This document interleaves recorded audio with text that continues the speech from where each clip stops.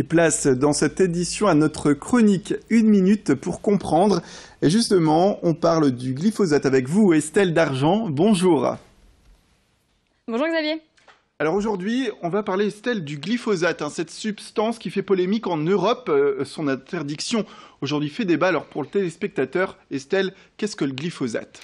Eh bien, c'est un herbicide. On va le retrouver donc dans plusieurs produits désherbants, comme par exemple le Roundup de l'entreprise Monsanto qui est bien connu. Et il est à l'origine de batailles d'experts. Alors en 2015, l'OMS va le déclarer comme cancérogène probable. Mais une autre étude européenne, cette fois, va rejeter ce résultat. Et depuis, eh bien, les experts se penchent toujours sur le sujet. Récemment, des traces de glyphosate ont été retrouvées dans des tests d'urine de parlementaires européens qui s'étaient donc prêtés à ce test.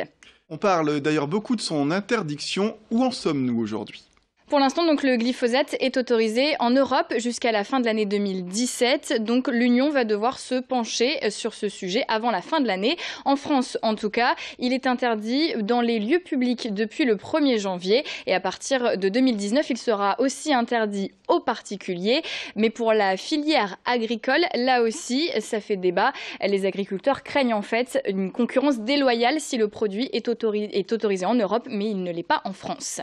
Et alors, quelle est la prochaine étape concernant cette interdiction ? Il va y avoir donc un vote consultatif à Bruxelles, ce sera à la fin de la semaine, sur oui ou non le renouvellement donc de l'autorisation du glyphosate. La France a déjà fait savoir qu'elle voterait contre.